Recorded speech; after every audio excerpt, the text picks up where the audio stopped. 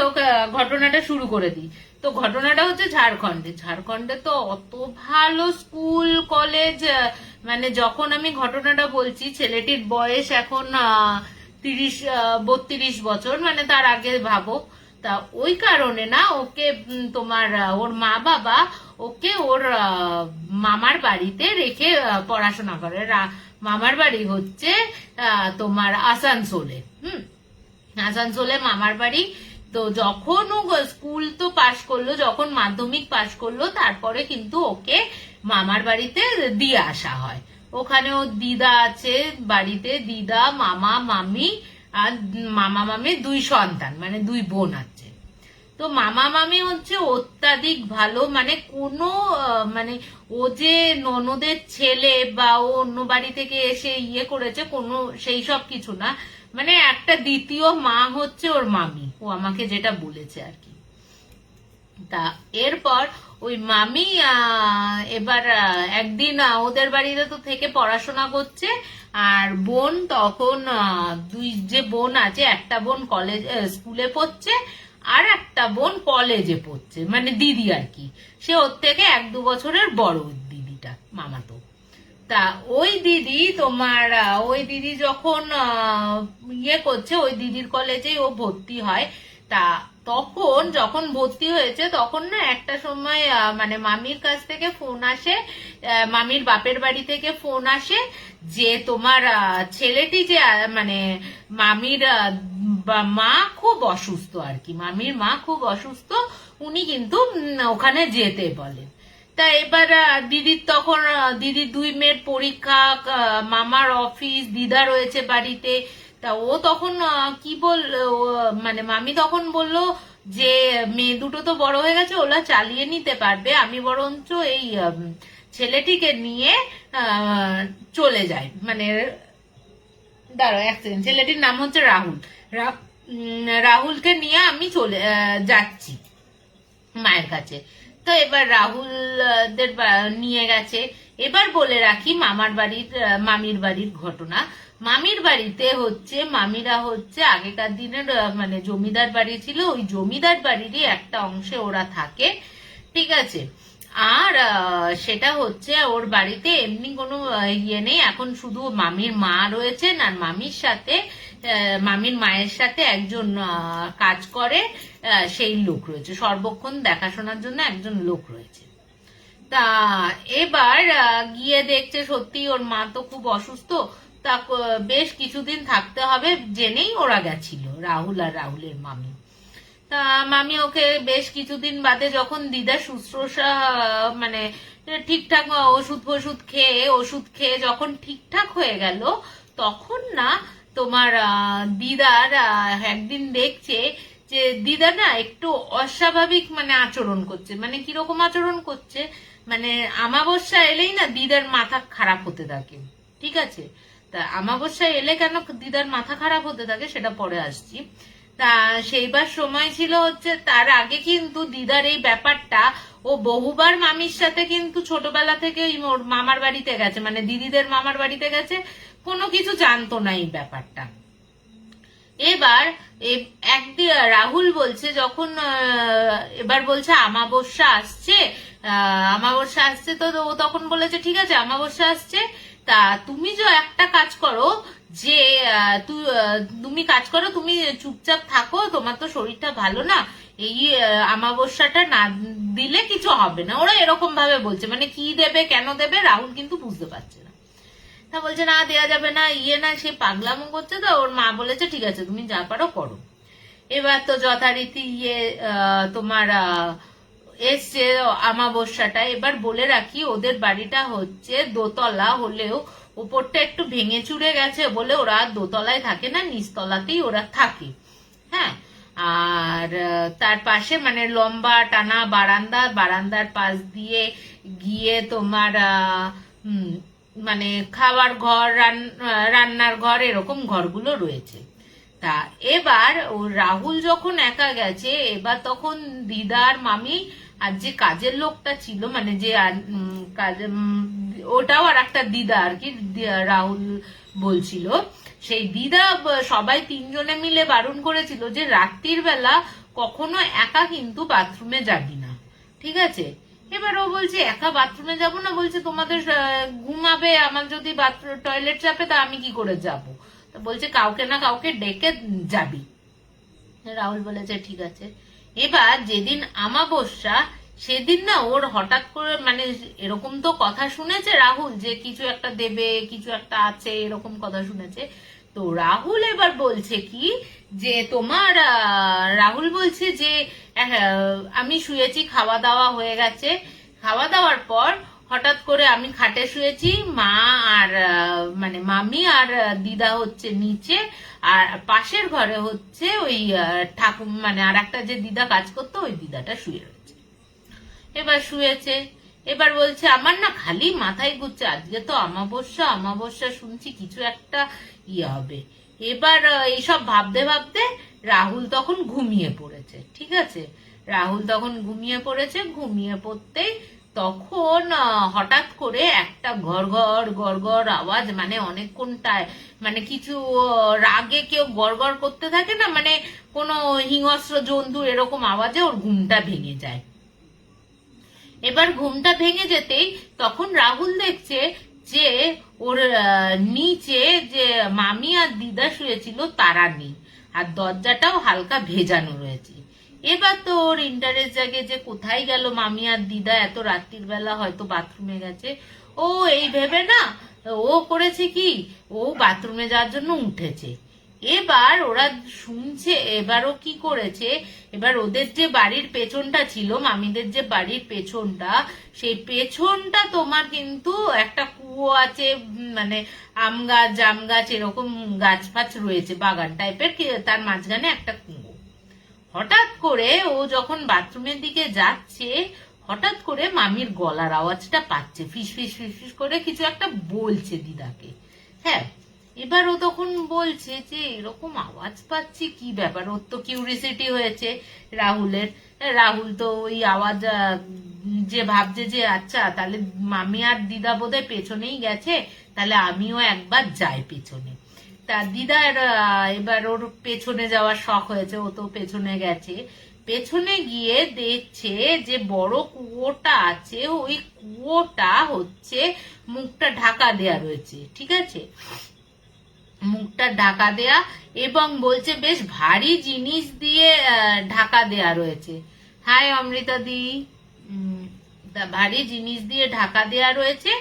ওই জিনিসটা তোমার হচ্ছে কি একটুখানি দেখছে দিদা আর মামি মিলে কষ্টে সিষ্টে সরিয়েছে, আর ওইখান থেকে যে একটুখানি ফাঁক হয়েছে ওই জায়গা থেকে সেই রাগে গড়গড় গড়গড় গড়গড় করে আওয়াজ হচ্ছে। হ্যাঁ, ওইখান থেকে আওয়াজটা হচ্ছে কুয়োর মধ্যে থেকে। এবার ও তখন ভাবছে যে কি হলো ব্যাপারটা, জি কুয়োর ভেতর থেকে এরকম আওয়াজ তো আগে তো ছোটবেলায় খেলেছি এসছি, এরকম তো না।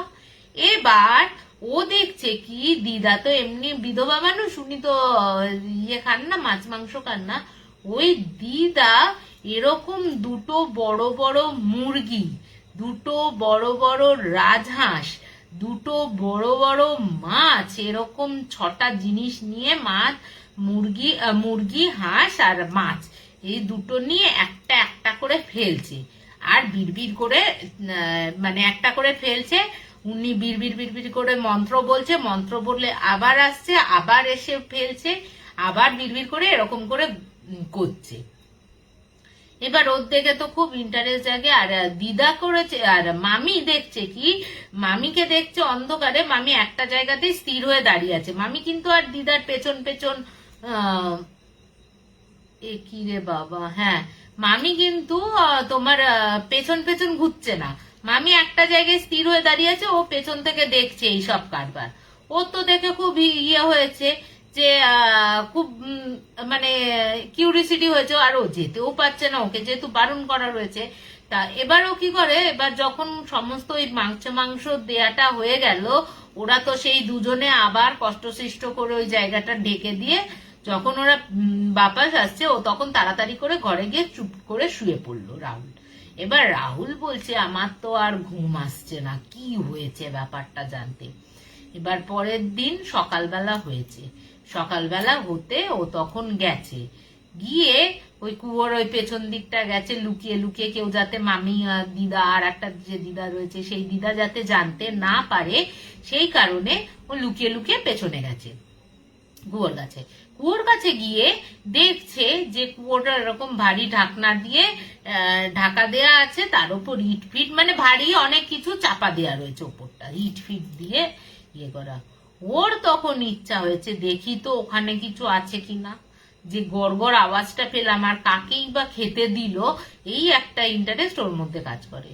ও এবার করেছে কি, ও কোনো রকম ঠেলা হেঁচড়া করে একটুখানি সরিয়েছে, একটুখানি সরাতে মানে জাস্ট একটা চোখ দিয়ে দেখা যাবে এরকম সরাতে পেরেছে ও, যাতে আওয়াজ না হয়, একদম পেছনেই তো, যদি আওয়াজ হয়ে যায় তাহলে বকবে।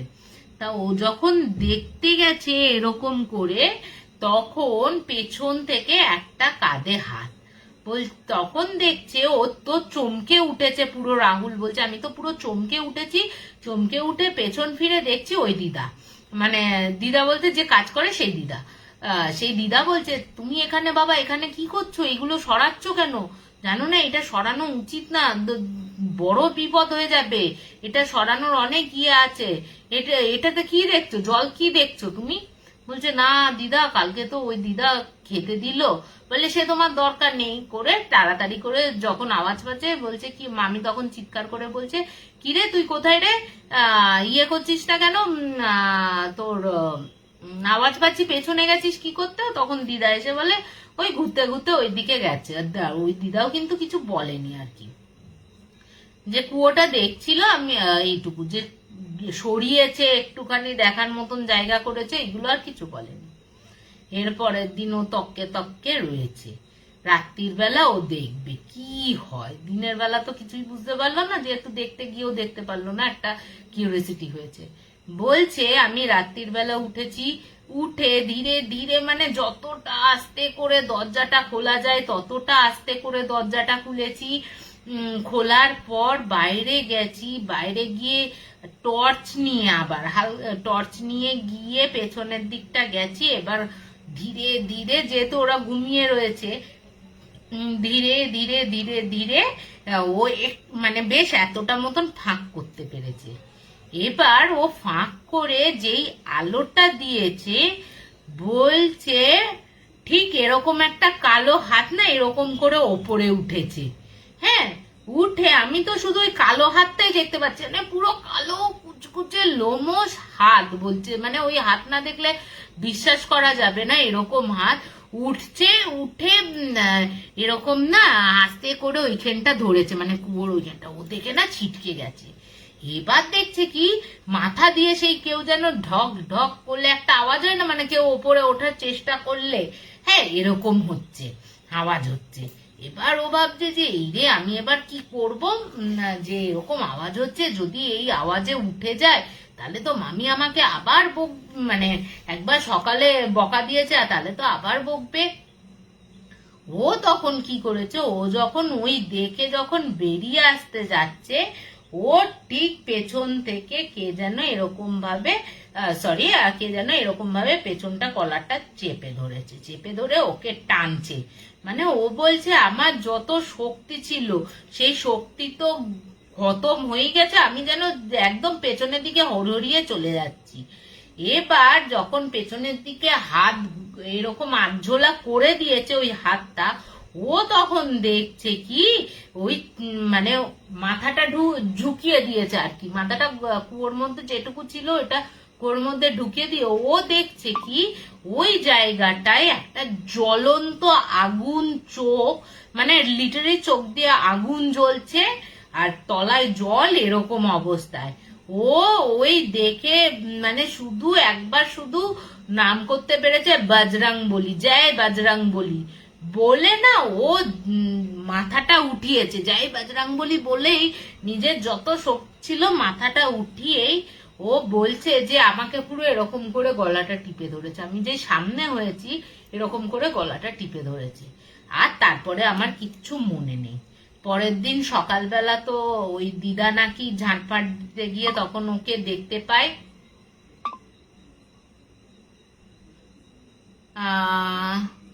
মাসি এই সরি তখন দেখতে পাই ইয়েকে ওই তোমার ওই ছেলেটি ওই কুয়োর মধ্যে এরকম অবস্থাতেই পড়ে রয়েছে। ওকে তো ধরে পড়ে নিয়ে আসে। হ্যাঁ, ধরে পড়ে নিয়ে আসার পর যখন জ্ঞান ফিরলো এবার ও তখন বলছে, কিরে আমাকে তো বহু বছর আটকে রেখেছিলিস। হ্যাঁ, সরি, বহু বছর আটকে রেখেছিলিস, এবার তো আমি মুক্ত, কত আমাকে ইয়ে করে রাখবি? তোর তো সেই শ্বশুরের আমল থেকে আমি রয়েছি, ঠিক আছে? শ্বশুরের ওখান থেকে আমি আমাকে বন্দি করা হয়েছে। হ্যাঁ, এবার কে আমাকে ইয়ে করবে? এবার দিদাও না ওই কিছু কিছু জিনিস, এই জিনিসগুলো জানতো। এই জিনিসগুলো জানার পর দিদা না সঙ্গে সঙ্গে একটা মানে ওদের যে ঠাকুর আছে, ঠাকুরের কাছ থেকে একটা জল আর কি ফুল নিয়ে এসে ওর দিকে ছেটাতেই ও বললো, আমি ঠিক ঘুমের মতন করে, যেমন কোনো বাচ্চা যেমন ঢুলতে ঢুলতে ইয়ে করে, আমি ঢুলতে ঢুলতে শুয়ে পড়লাম। শুয়ে পড়তেই তারপরে ও দিদা তখন বলে যে একে তো মনে হয় ধরে ফেলেছে, কারণ ও তো খোলা ছিল ওই জায়গাটা, ওটা তো আমরা যখন খাবার দিই ওটাকে তো আমি বন্ধন করে করে খাবার দিই সরাই, ও তো সেটা জানতো না, ও খুলে ফেলেছে, ওকে তো ধরে নিয়েছে। এবার একটা কাজ করি, আমার যে যে গুরুদেব আছে, মানে দিদার যে গুরুদেব আছে তাকে ডাকা হোক, যা যদি ছাড়িয়ে দিতে পারি। এবার দিদার গুরুদেবকে তো সব কথা বলা হয়েছে, দিদার গুরুদেবও আসে। গুরুদেব আসার পর বলছে, সে কি চিৎকার! এগুলো তো আর রাহুল আমাকে বলছে না, রাহুল শুনেছে, মানে ও কি কি কীর্তি করেছে ওর মামি আর দিদা বলেছে।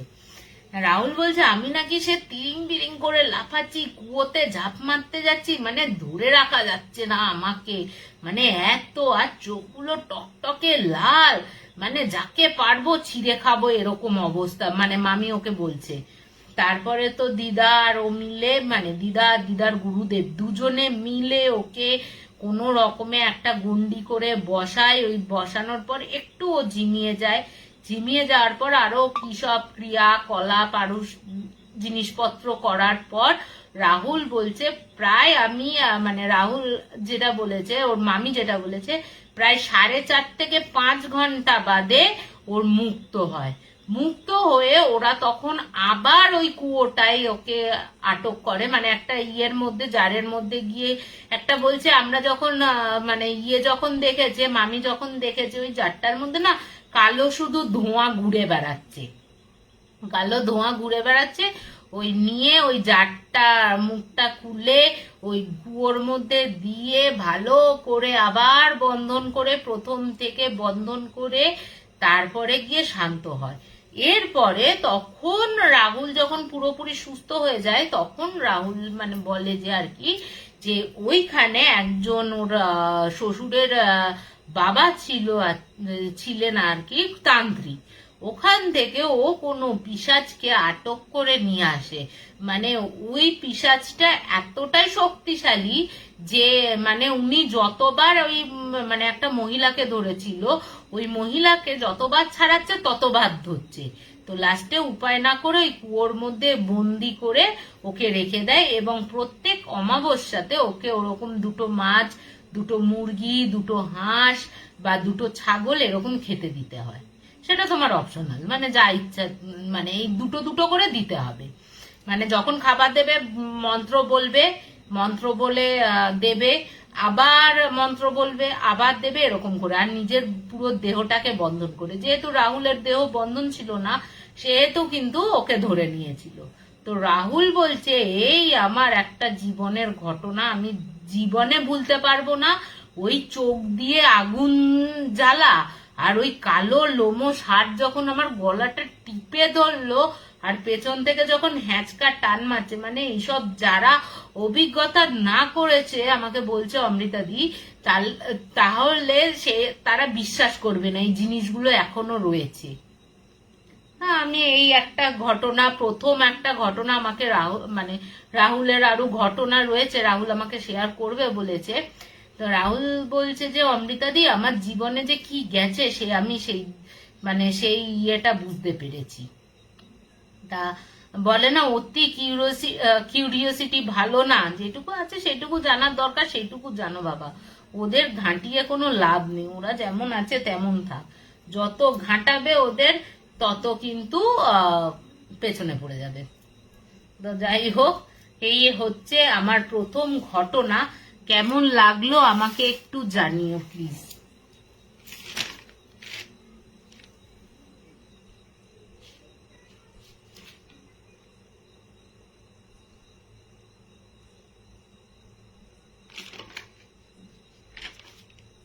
তাপসীদি বলছে বাবারে কি ভয়ঙ্কর। হ্যাঁ সত্যি, মানে যারা অভিজ্ঞতা না করে এগুলো, সত্যি আমাদের মনে হয় যে এগুলো আদৌ ঘটে। ঈশানিদি বলছে হ্যালো, হাই ঈশানিদি। তো সেকেন্ড ঘটনায় চলে যায়। এই সেকেন্ড ঘটনাটা হচ্ছে আমার দিদির ছেলে রনি। রনি আমাকে বলেছে, রনি মানে রনি আর আমি হচ্ছে 1 বছরের ছোট বড়, যার জন্য আমি ওর মাসি না, ওর আমি দিদি কাম বান্ধবী আর কি। তো এই তো এই রনি আমাকে এই কথাটা ঘটনাটা বলেছে। রনি হচ্ছে ও খেলে, ক্রিকেট খেলে, ও রাজ্যের হয়ে খেলেছে, বাইরেও খেলেছে। তা ও এখন কাজ করে হচ্ছে ফোর্ডে। তো ও যখন ফোর্ডে কাজ করতো, ফোর্ড তো ইন্ডিয়া থেকে উঠে গেছে, তো এখন ও বাইরে রয়েছে। ও যখন ইন্ডিয়াতে ছিল আর কি, তা ও তখন গুজরাটের একটা জায়গায় না, ও মানে হোটেলে একটা কাজের জন্য গেছিল। তো অফিস থেকেই ওটা করে দিয়েছে, অফিস থেকেই হোটেলটা বুক করে দিয়েছে আর কি।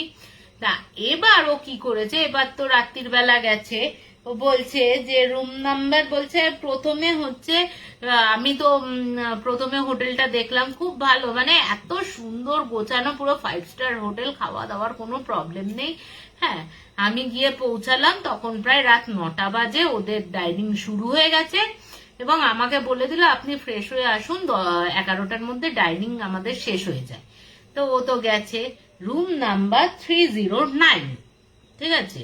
এই 309-এ ও গেছে, গিয়ে এবার ও তখন রিসেপশনে ফোন করে বলছে আমার তো মিটিং রয়েছে অফিসের, আপনারা যদি খাবারটা রুমে পৌঁছে দেন তাহলে খুব ভালো হয়। তখন ওরা বলেছে ঠিক আছে, আমরা খাবার পৌঁছে দিচ্ছি। তা এবার ও তখন বলছে, এবার ও তো বলছে আমি ল্যাপটপে কাজ করছি, আমি পুরো রনির জবানবন্দিতে বলছি, ঠিক আছে। রনি বলছে আমার যে মাসি, সরি, আমার বাড়ির নাম হচ্ছে তিতির, ঠিক আছে। তিতির মানে অনেকগুলো আছে, তো আমাকে বলছে বিশ্বাস করবি না তিতি দিদি, আমি এরকম ল্যাপটপে কাজ করছি, ঠিক আছে, ল্যাপটপে কাজ করছি, হঠাৎ করে বাথরুম থেকে কেউ যদি স্নান করে তাহলে যে খুব সুন্দর গন্ধটা আসে, ওরকম গন্ধ পাচ্ছি, আর বাথরুমে শাওয়ারের আওয়াজ পাচ্ছি।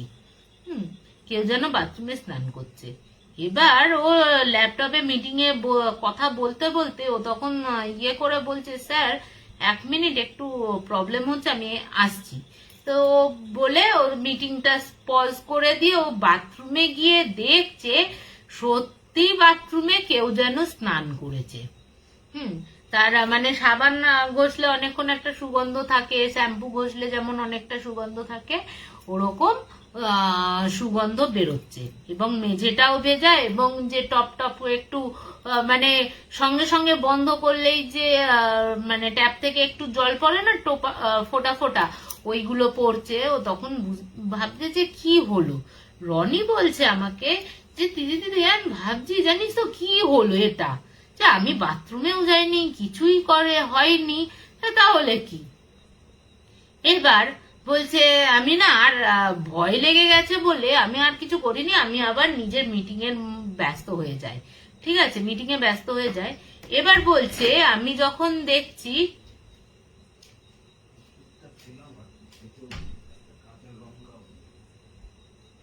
ফ্রিজে ছিল তো নিয়ে নিতে।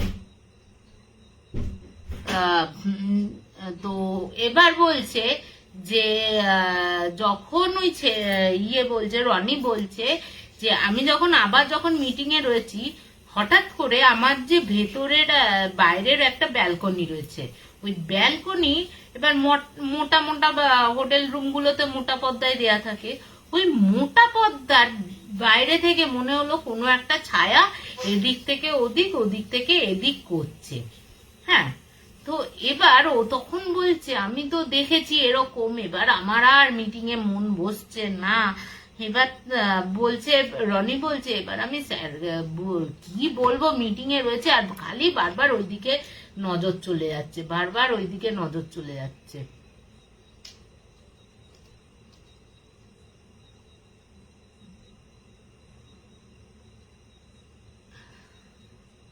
সরি, বারবার ওইদিকে নজর চলে যাচ্ছে। ঠিক আছে, এবার ও তখন বলছে এনি প্রবলেম, এনি প্রবলেম বলবো, তখন বলছে বলছে নো স্যার ঠিক আছে ঠিক আছে, এরকম হয়েছে।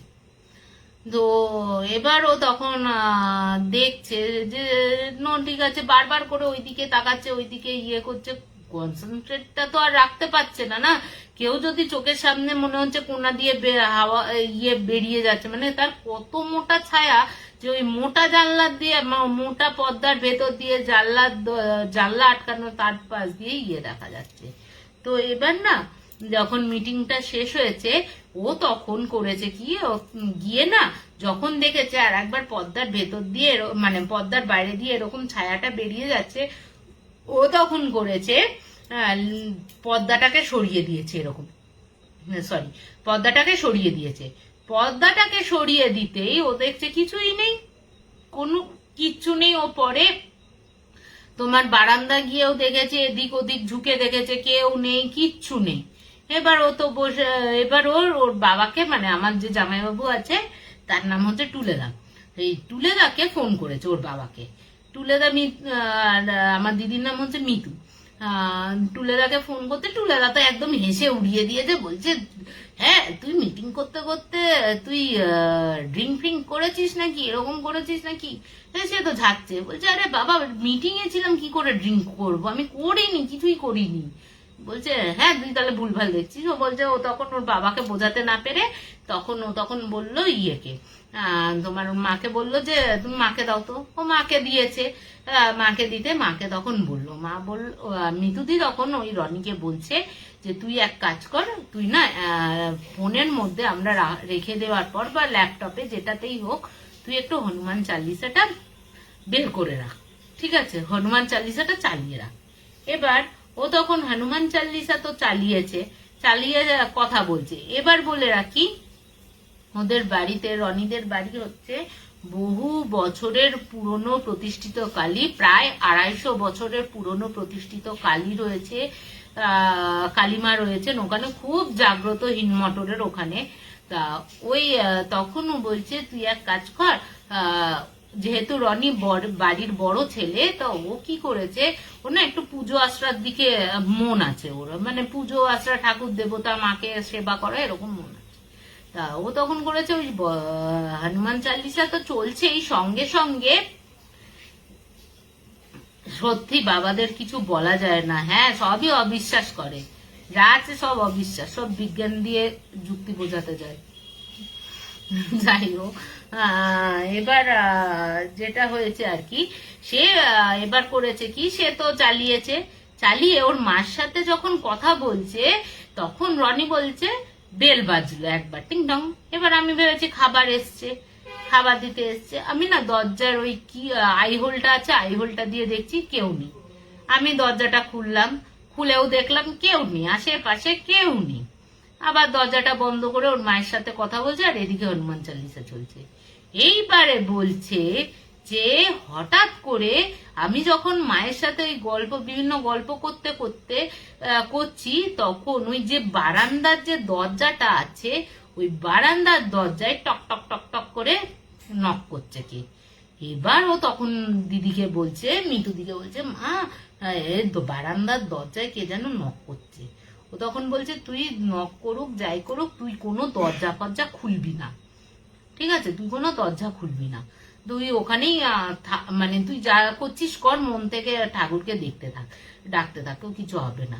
এরপরে বলতে বলতে ওই নকটা বন্ধ হলো, বারান্দার দরজার নকটা বন্ধ হলো, আবার সেই মেন দরজায় বেল, টিংটং। এবার ও ভয়ের চোট, ও কি করেছে, এবার ওর মাকে বলছে এবার মনে হচ্ছে খাবার এসছে, দাঁড়াও তো। ও দেখছে এবার কি হলে যে, সরি কি হল বলছি, আই হলে চোখটা রাখতেই ও দেখছে সামনে একটা কালো কিছু দাঁড়িয়ে রয়েছে। কালো অবয়, মানে কোনো মানুষ না, চোখ মুখ কিচ্ছু বোঝা যাচ্ছে না, শুধু কালো ধোঁয়ার মতন একটা কিছু দাঁড়িয়ে রয়েছে। ও ওই দেখে না ছিটকে আবার লাফিয়ে উঠে খাটের ওপর বসে যায়। ও আর দরজাই খোলেনি সেকেন্ড বারটা। ওই দেখে ও আর মাকে বলছে, মা এরকম এরকম রয়েছে, এরকম এরকম দেখতে পাচ্ছি, কি করব। ও তো ভয় পেয়ে গেছে যথারীতি। এরপরে শুরু হচ্ছে আবার সেই বাথরুমের আওয়াজ। সে বাথরুমের আওয়াজ কি, জলের টাপ টপ টপ টপ করে আওয়াজ হচ্ছে, কেউ যেন বাথরুমে স্নান করছে এরকম। এবার ও বলছে আমার না তখন দিশেহারা অবস্থা, জানিস না দিদি, যে আমি কি করব সেই পরিস্থিতিতে। এবার যখন দ্বিতীয়বার বেলে তো আমি ওরকম দেখেছি, তৃতীয়বার বেল মারতেই দেখছি তৃতীয়বার দুবার বেল মারলো। দুবার বেল মারতে তখন আমি ওই আই হলে চোখটা রাখতেই তখন দেখি না সত্যি খাবার নিয়ে এসে দরজাটা খুলি। দরজাটা খুলতেই ও যে ওয়েটার আছে সেই ওয়েটার না আশেপাশে এরকম রুমটা এরকম শুধু ঘোরাচ্ছে, চোখটা ঘুরিয়ে নিচ্ছে। হ্যাঁ, এবার ও তখন বলছে, আচ্ছা রনি তখন ওকে জিজ্ঞেস করেছে, আচ্ছা ভাই তোমাদের এখানে কি কোনো প্রবলেম আছে এই ঘরটাতে? ওনা বলছে ছেড়ে দে মা, কেঁদে বাঁচি, এরকম মুখটা হয়ে গেছে, পুরো কাঁচুমাচু হয়ে গেছে। কাঁচুমাচু হয়ে তখন বলছে, না স্যার এখানে তো সেই মানে আমতা আমতা করে বলছে, না মানে স্যার এখানে কিছু নেই, আপনার হয়তো ভুল বলছে। এত কিছু ভুল হচ্ছে, আমি দুবার হলো, স্যার পাশে তো বাচ্চা রয়েছে, হয়তো তারা বদমাইশি করছে, মানে একটু তিতিয়ে তিতিয়ে বলছে আর কি। এরপরে তখন তো মানে বললো ঠিক আছে তুমি খাবারটা রেখে, মানে কোনো রকমে খাবারটা রেখেই ও পালিয়ে যেতে পারলে বাঁচে, ও তো রেখেই পালালো। এবার ও তো খেয়ে দিয়ে শুয়েছে, বলছে আমি খেয়ে দিয়ে শুয়েছি, ঘুম তো আসছে না, কন্টিনিউয়াস হনুমান চাল্লিশা চলছে, আর আমার মনে হয় আমি মাকে ডেকে যাচ্ছি। বলছে বিশ্বাস করবি না, আমি তো একটা লাইট জ্বালিয়ে শুয়েছি, মানে খুব জোরালো লাইট না, হালকা লাইট জ্বালিয়ে শুয়েছি। দেখছি কি একটা ছায়া, পুরো একটা মেয়ে মানুষের ছায়া, তখন বোঝা যাচ্ছে যে একটা মেয়ে মানুষ, পুরো একটা মেয়ে বাইরে থেকে এলো, মানে বাথরুম থেকে বেরিয়ে এসে ওই ইয়েটা দিয়ে খাট দিয়ে এসে ওই পাশটা গিয়ে বসলো। ওই দেখে মানে ও পুরো ফিল করেছে যে কেউ পাশে বসলে, মানে আমি একদিকে শুয়ে রয়েছি আর একদিকে শুয়ে থাকলে তো তোমার, সরি আমার একটা ফোন এসে গেছিল, সরি। তো আর একটা যেমন প্রবলেম হয়, মানে মানে শুয়ে থাকলে মানে কেউ বসলে যেমন বোঝা যায়, ও তেমন বুঝতে পেরেছে। ও বলছে আমি আর কিছু করিনি, ও যে যেমন অবস্থায় ছিল, এমনকি ও নিজের ফোনটাকেও ও নেয়নি, ফোনটাকে না দিয়েই ও ফোনটা না নিয়ে ও ছুটে দৌড়ে বেরিয়ে যায়, একদম দরজা ফরজা খোলা রেখে নিচে রিসেপশনে গিয়ে বলে তোমাদের প্রবলেমটা কি, 309 এর প্রবলেমটা কি, এরকম এরকম হয়েছে, আমি এরকম এরকম দেখতে পেয়েছি। সে তো ওরা স্বীকার করবেই না কোনোভাবে। এরপর যথারীতি ওর বস কোনো কারণে ফোন করেছে, তো ফোনে পায়নি। এবার রিসেপশনে ফোন করে বলছে এরকম এরকম গেছে গেস্ট, ওনার সাথে আমার মিটিং আছে একটু দরকারি কথা। তখন ও বলছে উনি ভয়ে আমাদের এখানে আছে, কথা বলুন। এবার ও তো বসকে সব জানিয়েছে, বলছে ওরা আবার এরকম করেছে, ঠিক আছে কালকেই তুমি চেক আউট করে নাও, আমি ইয়ে করে নেবো, অন্য হোটেলের ব্যবস্থা করে দেবো, তুমি এক কাজ করো যে তুমি রিসেপশনেই থাকো, আর যে জিনিসপত্র ফোন আছে, ফোন ল্যাপটপ যা আছে ওদের দিয়ে পাঠাও। তো ওরা তো রাত্রির বেলা কেউ যেতে চাইছে না, প্রায় 3-4 জন মিলে গেল, জিনিসপত্রগুলো রিসেপশনে নিয়ে আসলো, নিয়ে এসে ওরা অন্য একটা রুম দিল, তারপর ওখানে গিয়ে ঢুকলো।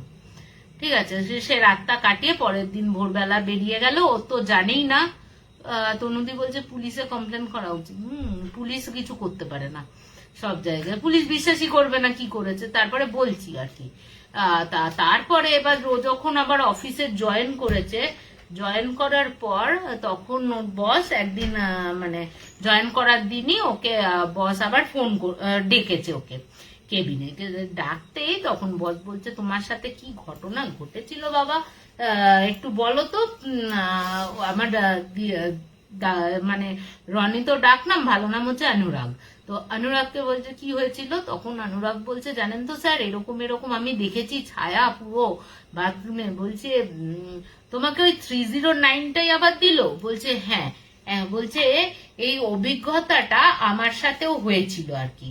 তা উনি তখন কি বলছেন, বলছে আপনার সাথেও হয়েছিল? বলছে হ্যাঁ, এই 309টা হচ্ছে একটা অভিশপ্ত ঘর। প্রথমে তো ঘটনাটা হচ্ছে ওই হোটেলের যে প্রথম মালিক ছিল, এটা তো দ্বিতীয় মালিক, যে প্রথম যে মালিক ছিল ওই মালিকটি নাকি প্রচন্ড সন্দেহবাতিক ছিলেন, এবং দুই বন্ধু ওই হোটেলটা মানে ওই হোটেলটা চালাতো। এবং ওই যে প্রথম যে মালিকটি ছিলেন, যেহেতু শেয়ারে রয়েছে, যে প্রথম যিনি মালিকটি ছিলেন সেই মালিকটির স্ত্রী ছিলেন অপরূপ সুন্দরী মহিলা।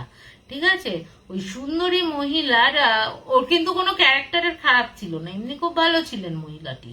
কিন্তু ওর বড় সন্দেহ করতো যে ওর বন্ধুর সাথে একটা লটর পটর চলছে। ঠিক আছে, লটর পটর চলছে। এই করতে করতে করতে করতে একদিন ও একদিন ও পার্টি অ্যারেঞ্জ করে। ঠিক আছে, পার্টি অ্যারেঞ্জ করে, যখন সবাই পার্টিতে উন্মত্ত হয়ে রয়েছে তখন ও বউকে নিয়ে একটা রোমান্টিক ভাবে ঘরে নিয়ে যায়। ঘরে নিয়ে গিয়ে ওখানে ওকে গলা টিপে মেরে ফেলে। ঠিক আছে, তারপর থেকে কিনা ওই ঘরে ওই মহিলার আত্মাটাই নাকি ঘুরে বেড়ায়। ঠিক আছে, আজ পর্যন্ত বহু মানে পরবর্তীকালে যখন মেরে ফেলে দিয়ে গেছে, অনেকে দেখেছে উনি বাইরে চলে যাচ্ছেন, এবং পরবর্তীকালে উনি কিন্তু বিদেশে রয়েছেন, উনি কিন্তু এখনো ধরা পড়েননি। ঠিক আছে, পরে তো হোটেলটা বিক্রি করে দেয়া হয়, মানে ওখান থেকে উনি আর কোনো যোগাযোগ করেন না, একদম পুরোপুরি বিদেশে রয়েছেন। তার দ্বিতীয় যে মালিক ছিলেন তিনি কিন্তু হোটেলটা বিক্রি করে দেন এবং পুরো ঘরটা বন্ধ করে দেন। কিন্তু দ্বিতীয় যে মালিক আছে সে আবার নতুন করে হয়তো পুজো আশ্রা করে ইয়ে করে আবার চালু করেছিল। কিন্তু এই স্যার যখন যায়, তখন যখন এই ঘটনাটা ঘটেছে, যেহেতু ফোর্ডের একটা টপ ইয়ে যাচ্ছে, তা সেহেতু ওরা কথা দিয়েছিল যে এই 309কে কিন্তু পুরোপুরি বন্ধ করে দেয়া হবে। তো এবার বলছে, এবার তখন বলছে রনি বলছে না, ওকে তো আমাকে প্রোভাইড করেছিল ওই রুমটা, এরকম এরকম হয়েছে। তো তখন আবার হোটেলের মালিককে এরকম ফোন করে বলে যে এরকম এরকম কেন আপনারা দিচ্ছেন, আমাদের এত ইয়ে যায়, ওই রুমটাই দিতে হবে, আপনাদের বলা হয়েছিল, তাহলে তো আপনাদের বিরুদ্ধে এখন পুলিশে যেতে হয়। পুলিশের ভয় ভয় দেখায়, আলটিমেটলি কিছুই তো হয় না। তো ওরা কথা দেয় যে 309টা বন্ধ করে রাখবে, একদম কাউকে আর দেবে না। তো ওই ঘরটায় নাকি আজও অব্দি মানে আরো পরে ওরা গেছে, ওই হোটেলেই থেকেছে, কিন্তু পরবর্তীকালে গিয়ে দেখেছে 309টা একবারে সিল করে রেখে দিয়েছে ওরা, সেই তালা ফালা দিয়ে, সে লাল ইয়ে দিয়ে, তারপর মানে ঠাকুরের ইয়ে ফিয়ে বজরংবলীর ছবি আটকে ওরকম ভাবে রেখে দিয়েছে ঘরটা। তা এই হচ্ছে আমার রনির ঘটনা। তো আজকে হচ্ছে সব ছোট্ট ছোট্ট ঘটনা পেয়েছি আমি, কোনো লম্বা ঘটনা পাইনি। তনুদি বলছে পুলিশে কমপ্লেন করা উচিত। পুলিশে কমপ্লেন করে আলটিমেটলি পুলিশরাও তো হাত পা বাঁধা, কি করবে, ভূতকে এখন কি করে পুলিশ ছাড়াবে, তাই না? ওকে তো মানে ওই এক থ্রেটনিং ছাড়া আর কিছু দিতে পারে না। যে আর কি আসল মার্ডার, সে তো বিদেশে পগার পার হয়ে বসে রয়েছে, সে তো আর কোনো কন্ট্যাক্টও করে না, কিছুই করে না, এক রাতের মধ্যে পালিয়ে গেছে। মানে ও পুরো পরিকল্পনা করেই ছিল যে আমি মেরে দিয়ে এই এক রাতের মধ্যেই পালিয়ে যাব বিদেশে, এই হচ্ছে ব্যাপার। তাই এই হচ্ছে আমার সেকেন্ড ঘটনা। তা কেমন লাগলো একটু জানিও। ঈশানীদি বলছে কি অবস্থা, সত্যি এখন এই হোটেল ফোটেলে থাকলেও না মানে খুব ভয় লাগে, চাপের লাগে, যে কোনটা বাবা ভূতের আছে কোনটা আবার না আছে, এগুলো মানে খুব ভয় লাগে। যে কিছু এত জায়গায় ঘুরেছি না, ওই ঘরটা কেন দেবে, মানে সেটাই পরবর্তীকালে বলা হয়েছিল যে আপনারা তো আমাকে বারণ করেছিলেন দেবেন না, পরবর্তীকালে ওই স্যাররাও ইয়ে করে, কিন্তু পরে মানে ও দাদা মানে সরি রনি চলে আসার পর কিন্তু যখন ওই বস অ্যাকশন নেয়, পুলিশের কমপ্লেন জানানোর কথাও বলে ওনাদের, যখন বলে ওই পরবর্তীকালে কিন্তু ওরা আবার ওই হোটেলেই যায়, ওই হোটেলেই ছিল, কিন্তু 309 রুমটা কিন্তু পুরোপুরি বন্ধ করে দিয়েছিল ওরা, আর এখন আর কাউকে প্রোভাইড করে না ওই রুমটা।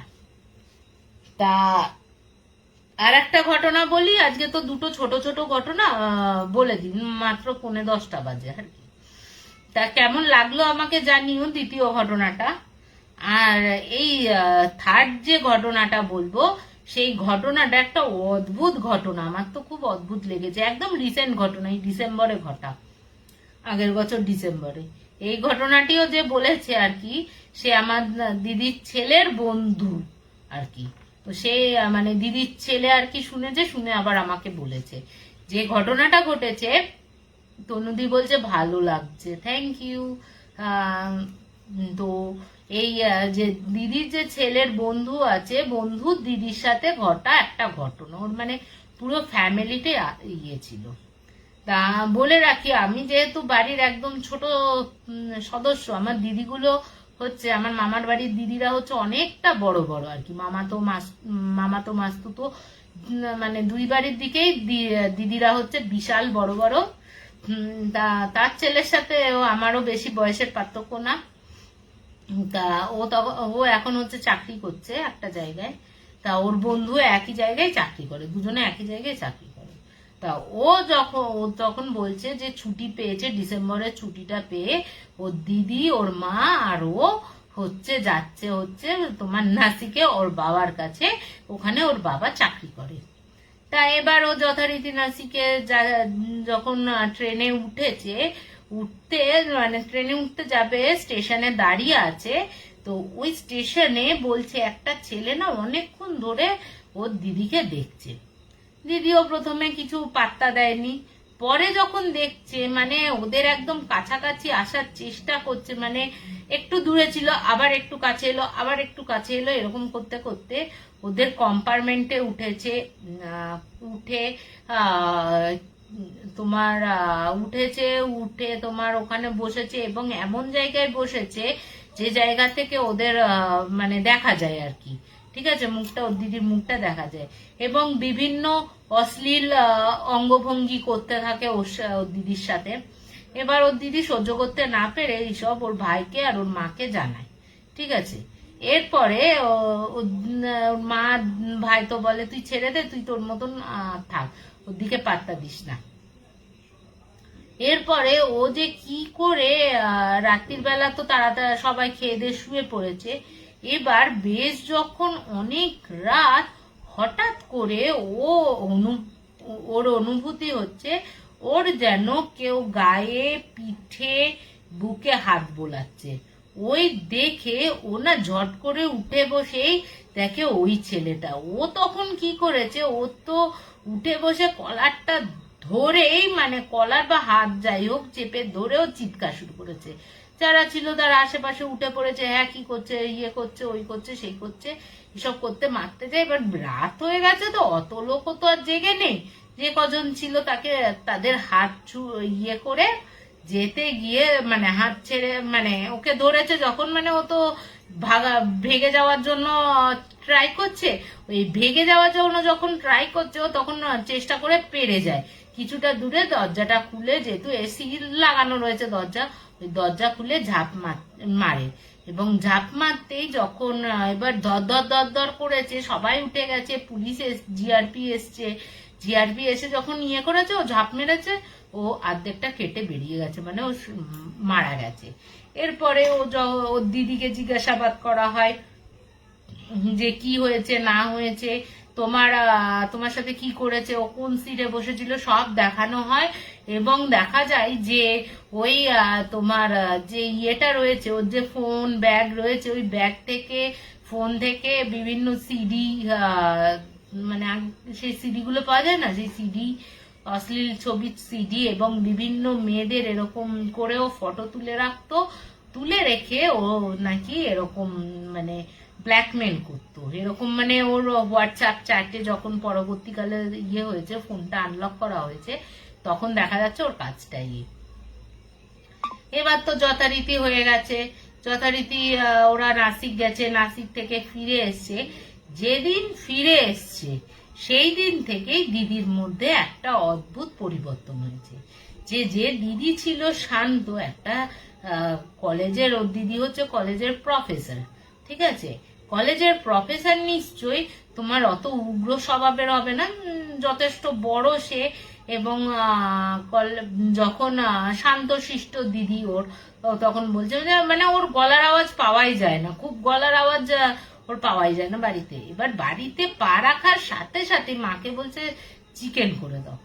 ওর মা বলছে এত রাতে আমি চিকেন কোত্থেকে পাবো, তুই যা, তুই কোথা থেকে পারিস তো নিয়ে, তুই খাবি তো খা। বলছে, বিশ্বাস করবে না, মানে ইয়েকে বলছে, দিদির ছেলেকে বলছে, দিদির ছেলেকে বলছে দিদি করলো কি, ও মানে এত চিৎকার করে উঠলো এবং স্ল্যাং ভাষায় একটা গালি, মানে একদম স্ল্যাং ল্যাঙ্গুয়েজ ইউজ করলো মাকে। ওর মা তো দেখে চক্ষু চড়ক গাছ হয়ে যায়, আরে মেয়ে তো এরকম করে না। এবার তো যথারীতি ও রাগ করে ওপরে উঠে চলে গেল ঘরে। বলে রাখি ওদের দোতলা বাড়ি, ও তো ওপরে উঠে চলে গেল, খেতেও নামলো না, কিছুই করলো না। এবার পরের দিন সকাল হয়েছে, সকালবেলাতেও দিদি নামছে না, দিদিকে ডাকতে গেছে, দিদি নামছে না। কি এবার ও তখন বলছে আমি কি করেছি, আমি তখন দিদিকে ডাকছি, দিদি আয় আয়। এবার আমি শুনছি ভেতর থেকে ও একটা ছেলের গলার আওয়াজ। এবার আমি ভাবছি ভেতরে তো দরজাটা দেয়া রয়েছে, তাহলে কে এত কথা গলার, মানে ছেলের গলার আওয়াজ কোথা থেকে আসছে। এবার ও না তখন কান খাড়া করে শুনছে, বলছে না ও যেটা শুনছে সেটা হচ্ছে ছেলে মেয়ে দুজনেরই ভয়েসে শুনছে, ঠিক আছে, দুজনেরই ভয়েসে শুনছে। এবার ও তো নিচে এসে মাকে বলেছে এরকম এরকম ব্যাপার। ওর মাও তখন বলছে হ্যাঁ রে, সত্যি কিছু একটা নিশ্চয় হয়েছে তোর দিদি, জানিস তো, তোকে দেখাবে, মানে আমি তোকে বলতামও যে একটা কাজ কর, তুই বরঞ্চ তোর দিদা আর মামাকে খবর দে। তা ওর দিদা আর মামাকে খবর দেওয়া হয়েছে। ওই ইয়েতে যেহেতু রাত থেকে খায়ও নি দায়নি কিচ্ছু করেনি, দিদারা সরি পরে দিদাকে খবর দেওয়া হয়েছে, আগে দিদাকে খবর দেওয়া হয়েছে, দিদা বলেছে ঠিক আছে আমরা আসবো। এরপরে এবার মা তো ডাকতে গেছে, ঠিক আছে, মা ডাকতে গেছে, দুপুর হয়ে গেছে, দিদি নাবেও নি, দরজাও খোলেনি, কিচ্ছু না। এবার দিদিকে যখন ওর মা ডাকতে গেছে তখন দিদিকে ইয়ে বলছে আর কি, দরজাটা খুলেছে, খুলে বলছে তোর মেয়ের কিরে আমার জন্য ভালো মন্দ রান্না করেছিস, কি রান্না করেছিস, কি করেছিস। এবার ওর মা বলছে এই রান্না হয়েছে, ওদের বাড়িতে যা যা রান্না হয়েছে। তখন বলছে আমি তো এগুলো খাই না, তোর মেয়ের জন্য আমাকে মরতে হয়েছে আর আমি তোর বাড়িতে এসে এইসব খাবো, তাহলে বরঞ্চ না তোর মেয়েকেই আমি নিয়ে যাই, এটাই আমার শান্তি। এবার তখন ভাবছে যে কি, ওর মা বলছে এইসব কি বলছিস তুই, কি হয়েছে তোর, তুই চ গিয়ে দেখ কি খাবার দাবার পছন্দ হয় কিনা তুই দেখ। এবার না বলছে সিঁড়ির ওর কিছুটা এসছে, সিঁড়ির কাছে এসে মাকে এমন ধাক্কা দিল, মায়ের মাথাটা ফেটে গেল, ফেটে গিয়ে আশেপাশের লোকজন তো, মা তো চিৎকার করতে করতে, ও তো আবার দরজা দিয়ে দিয়েছে, মায়ের মাথা ফেটে গেছে, ওর তাতে কিছু যায় আসে না দিদির। ওই চিৎকার করতে করতে মা যখন উঠোনে গেছে, আশেপাশের লোক নিয়ে হসপিটালে নিয়ে গেছে, ওর ভাইকে খবর দেয়, ওর বাবাকে খবর দেয়, এরপরে ওর ওর মামি, মামা, দিদা, ওর এক মাসি সবাই চলে আসে বাড়িতে। এসে দেখে ও ইয়ে তো বন্ধই। এবার যথারীতি ওর মামা বলছে ওর প্রবলেমটা কি হয়েছে, ওর মামাকে বলা হয়েছে এরকম। তা ওর মামা বলেছে ঠিক আছে আজকে রাতটা চিকেন রান্না করে দেখি। বলছে যে চিকেন রান্না সবে করবে মামি, হ্যাঁ, ও কোথা থেকে গন্ধ পেয়ে দুদুর করে নেবে এলো। এবার মা তো কিছু করতে পারছে না, মামি আর মাসি মিলে রান্না বান্না করছে। বলছে বিশ্বাস করবে না, আমার চোখের সামনে, ও তখন বলছে বিশ্বাস করবে না দিদি পুরো ওই কাঁচা মাংসের মধ্যে যে নুন হলুদ আরো কি সব মাখিয়ে রেখেছিল ম্যারিনেট করে, ওই মাংসের থালাটা ছো মেরে নিয়ে গিয়ে একদম দৌড়ে ওপরে চলে গেল, ওপরে গিয়ে ওই কাঁচা মাংসগুলো খাচ্ছে। এবার ওরা তো তখন দৌড়ে গেছে, এই খোল খোল খোল দরজা, এরকম কাঁচা মাংস নিয়ে যায়, তোর জন্যই তো রান্না করছি। ও আর কোনো সারা শব্দ দিচ্ছে না। এবার করেছে কি, ওর মামি আর দিদা, মামি আর মাসি একটু না জানলাটা ফাঁক করেছে, ফাঁক করে ও দেখছে ওর পাগুলো এরকম ভাবে দেয়ালে রয়েছে, ও দেয়ালে যেমন পেছনে কেউ মানে হয় না এরকম ভাবে ঝুলছে আর পা দিয়ে আটকে রেখেছে, ও ওইভাবে দেয়ালের সাথে সেঁটে খাচ্ছে। ওই দেখে তো ওর মামি আর দিদা চিৎকার দিদিকে দেখে, এই তুই কি করছিস। এবার ও চিৎকার দেখে না ও কৃপি হাসছে হি হি হি করে, আর বলছে তোদের মেয়ের জন্যই আমাকে মরতে হয়েছে, ভাবছিস কি আমি ছেড়ে দেব, ওকে না নিয়ে আমি যাব না, ওকে আমি ছাড়বো না, এরকম করে সুরেরা ভাষায় বলছে। হ্যাঁ, বলতে বলতে এবার ওর দিদা তখন বলছে যে একটা কাজ কর, এ তো মনে হচ্ছে লক্ষণ ভালো না, তোদের কোনো জানাশোনা পুরোহিত বা কাছে কোনো মসজিদ থাকলে কাউকে ডেকে নিয়ে আয়। তা এবার আশেপাশের লোকজনকে খোঁজ খবর করা হয়েছে। এবার বলছে কি দিদি হয়তো কোনো কারণে ওপরে আওয়াজ করছে, ঠিক আছে, বলছে আমাদের রান্নাঘরটা একদম আলাদা, বলছে দিদি ওপরে ধূপ ধূপ ধূপ ধূপ করে আওয়াজ হচ্ছে, নিচের রান্নাঘরের জিনিসপত্র পড়ে যাচ্ছে, পুরো মনে হচ্ছে পুরো বাড়িটার মধ্যে ভূমিকম্প হচ্ছে এরকম আওয়াজ। যে আমাদের ওপরের ঘরে যে আমরা তো ফ্ল্যাটে থাকি, ওই ওপরের ফ্ল্যাটে আওয়াজ হলে নিচেরটা আমরা শুনতে পাই, ওরকম বলছে যে ওপরে আওয়াজ করছে, পুরো বাড়ি কাঁপছে এত জোর, ঠিক আছে। এরপরে তোমার ওর পাড়াপড়শির কাছ থেকে একজন পাড়ারই এক কাকিমা আছে, ওর জানাশোনা কোনো এক তান্ত্রিক রয়েছে, ওকে নিয়ে আসা হয়। নিয়ে এসে সে তো কিছুতেই আসবে না, বাইরেও ভেতরেও দরজা একদম এঁটে বসে রয়েছে, দরজাও খুলবে না জানলাও খুলবে না, আর খালি বলছে কাউকে এনে লাভ নেই, আমি একে নিয়ে চলে যাব, একে নিয়ে চলে যাব। এরপর তো যথারীতি তান্ত্রিক দেখে বলে যে না, এর ওপর একটা ভর তো করেইছে, বোঝাই যাচ্ছে, একটা কাজ করো, আমার এই যজ্ঞ ফজ্ঞ লাগবে, আর বলেছিল 2টো শোল মাছ আমার লাগবে, জ্যান্ত শোল মাছ। ওই এরপর তো জোর জবরদস্তি করে ওই বাড়ি যে দরজাটা বন্ধ করে রেখেছিল ওই দরজার সামনে বহু কোন মন্ত্র চ্যান্ট করতে করতে আপনি আপ দরজাটা খুললো, খুলে ওই দিদি বেরিয়ে আসলো। দিদি বেরিয়ে এসে আপনি আপ করছে, কিন্তু তখনও কিন্তু দেখে মনে হচ্ছে না যে ওকে কেউ ধরেছে, ও নিজে যজ্ঞের সামনে বসলো। তারপর তো ক্রিয়া প্রক্রিয়া চালু হলো। বলছে যে ওই জ্যান্ত শোল মাছ যখন চলে যাচ্ছে, তার আগে ওই জ্যান্ত শোল মাছ দাঁত দিয়ে কামড়ে কামড়ে দিদি খেয়েছে, একটা কাঁটা পর্যন্ত ছাড়েনি শোল মাছের, মানে পুরো ফিনিশ 2টো শোল মাছ খেয়ে তখন ওরা চলে যায়। এরপর তো দেহ বন্ধন করে দেয় এবং বলে কি যে তুই যে চলে যাচ্ছিস, প্রথমে ওকে জিজ্ঞেস করা হয়েছিল তুই কে, তখন বললো যে আমি এরকম এরকম এই জায়গা থেকে এসছি, ওর জন্য আমাকে মরতে হয়েছে বলে আমি ওকে ধরেছে, ঠিক আছে, ধরে বলছে এবার তোর ইয়ে কর, বলছে না আমি একে না নিয়ে যাব না। এরপর তো যথারীতি প্রক্রিয়া চললো তান্ত্রিকের, বিভিন্ন রকম ওই শোল মাছ 2টো খেলো। এবার ও তখন বলছে যে তুই যে চলে যাবি তাহলে আমরা বুঝবো কি করে তুই যে চলে যাচ্ছিস। বলছে ওই যে তোমাদের যে সামনের নারকোল গাছটা আছে না, ওই নারকোল গাছটা হাফ ভেঙে পড়ে যাবে, তখনই বুঝবেন যে আমি চলে গেছি। বলছে বিশ্বাস করবে না, সকলের চোখের সামনে ওই হাফ নারকোল গাছ কিন্তু পুরো ভেঙে পড়ে যায়। এরপর তো দিদি অজ্ঞান হয়ে যায়। অজ্ঞান হয়ে যাওয়ার পর দিদিকে দেহ বন্ধন করা হয়, জ্ঞান ফেরানো হয়।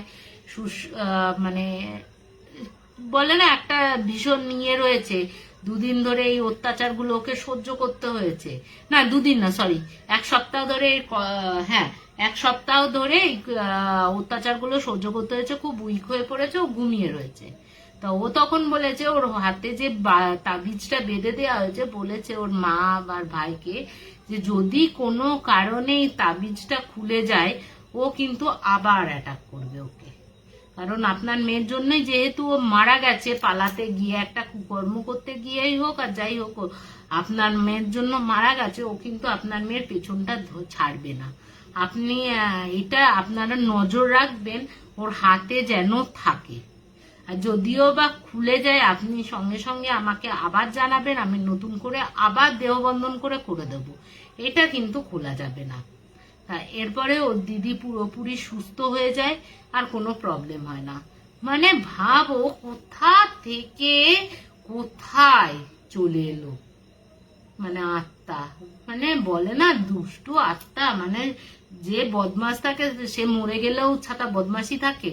এই হচ্ছে কাহিনী আমার লাস্ট কাহিনী।